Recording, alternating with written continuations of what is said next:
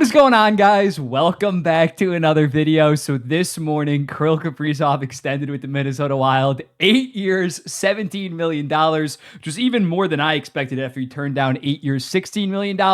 So I posted it on my Instagram saying that I gave the deal a B-. I'm not saying it's some kind of horrendous deal, but I was pretty shocked to see how many people came out of the woodwork and decided to defend this deal pretty aggressively, saying it was like a B+, saying it was like an A-, saying that he's going to be well worth that. So today, even though I am like the biggest Kaprizov glazer of all time, if you follow this page, you know that. I had him as my heart runner-up last season. I have him as my number 4 player in the NHL.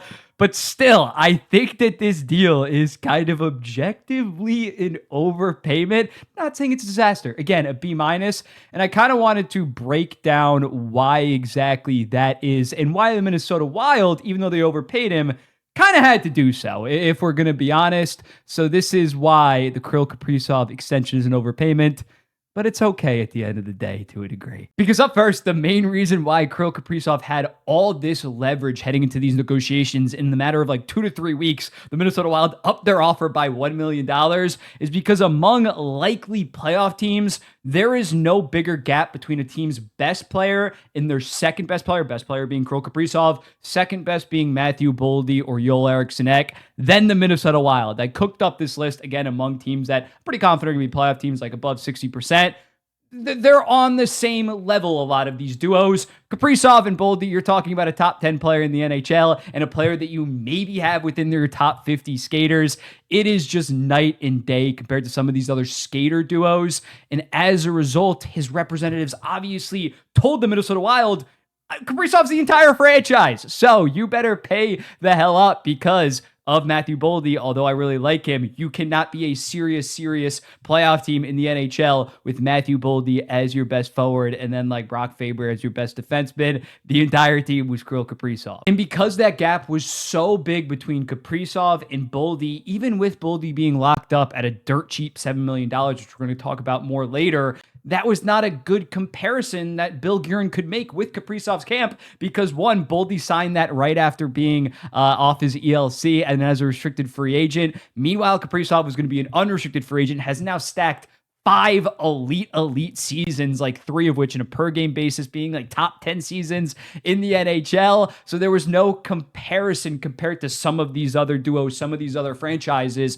where they do have other star elite players making between $9 to $12 million, and they can go to their best player and say, you can't go that high above these guys. We're going to make you the highest paid player on the team, but we cannot make you that by $10 million, or what would it be, 8.5 compared to Faber's $8.5 million. Like the comparison that I use is, and I know it's a more complex situation, but the Toronto Maple Leafs were not going to give Mitch Marner $13.5, $14 million this summer because they had other guys like Austin Matthews and William Nylander. We're good. We don't need to commit all that cap. We have been committing that cap to the core for the last couple of years. Go to Vegas, see you later. We'll spend the money and get more depth within this lineup. Minnesota could not do that because if they got rid of Kaprizov, even though they'd have $17 million in cap space, they would not be a serious team in the Western Conference unless Wallstead, Urov, Boyum all panned out to like their highest potential. It is still a little bit of an overpayment when you look at guys like Marner and Rantanen, and I know that they're not as good as Kaprizov. I know that they signed in tax-free states, but even accounting for that difference in state income tax, which is overstated, I don't think that the gap is that big between the two. And Vegas and Dallas were able to get them on these kind of very team-friendly deals at this point after the salary cap jump announcements because they had other guys within the organization that were stars, that were making money that they could compare those two guys to, like Jack Eichel, like Mark Stone, like Robertson, Hintz, Johnston, and Heiskanen, all being between 7.75 and 8.45 versus Minnesota. Again, Kaprizov held all the damn cards. Also, not to mention that the Minnesota Wild have not had any real playoff success with Kaprizov, so they weren't able to convince him on potentially taking some kind of discount to build a true contender around him because they haven't made it out of the first round with him. And call me crazy, I think that this take is going to be proven right when Connor McDavid signs for 3 to 4 years at around $16.5 million. I don't think he's going to ask for this max term $19-20 million I think because he's made back-to-back Stanley Cup finals, because his other superstar is locked in at $14 million. Yes, I know that was before the salary cap massive jump announcement, but I think he's going to take something team-friendly. Meanwhile, Kaprizov, God bless him, wanted every single penny. Now, I got to address the elephant in the room that every single contract debate has turned into nowadays. The people that want to defend it just immediately run to the salary cap rising.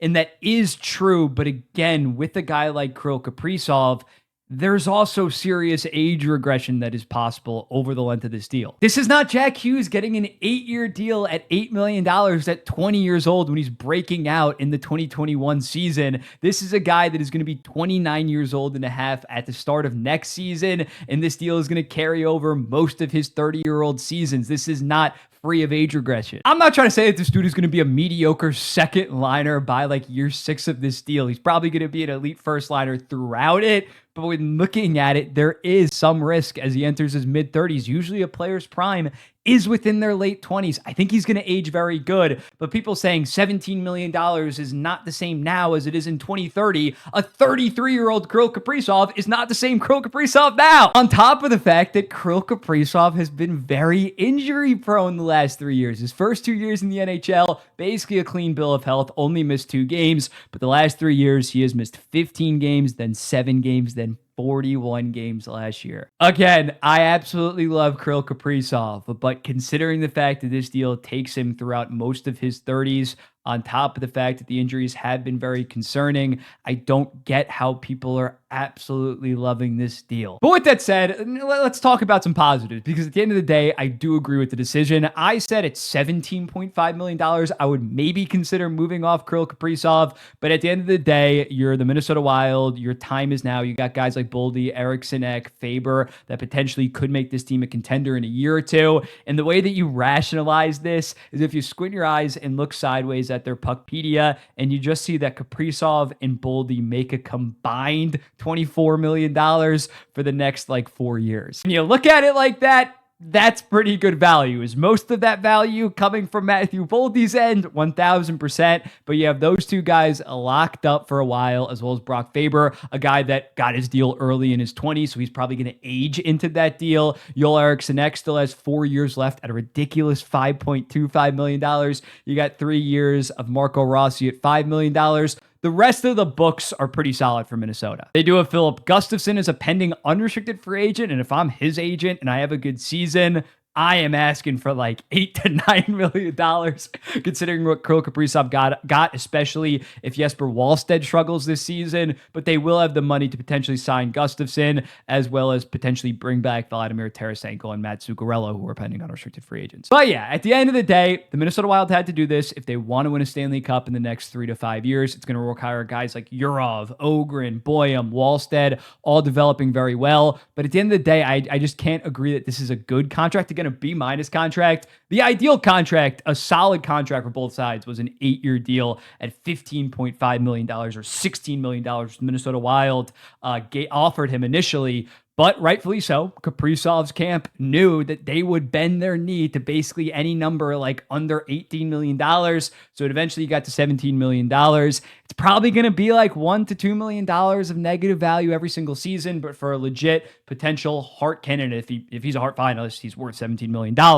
But yeah, if he can stay healthy, it's an okay deal. There is some serious risk with this, but if you're the Minnesota Wild, you're basically the Minnesota Kaprizovs, because he is the true franchise superstar and nobody yet. Maybe Boldy, maybe Boyum, maybe Faber. One day could be that second star, but right now it's really just Kaprizov, and as a result, they had to overpay him a little bit. But let me know in the comments, what do you think about this? Do you absolutely love the Kirill Kaprizov 8-year deal at $17 million, or are you more like me? It's a lot of money for a winger that does get injured a decent amount on a team that hasn't won a first-round series and God knows when. But yeah, let me know in the comments, what do you think? I was just really shocked at the pushback that I got for giving it a B-. I get if I gave it like a C, C-, but it's just a little bit too much. They got bodied in negotiations. That's fine. That happens. You just got to hope that they're not like the Toronto Maple Leafs and this continues to happen. I'll be seeing you in the next one. Peace. But True Living also stopped that cycle this offseason or last offseason. Peace.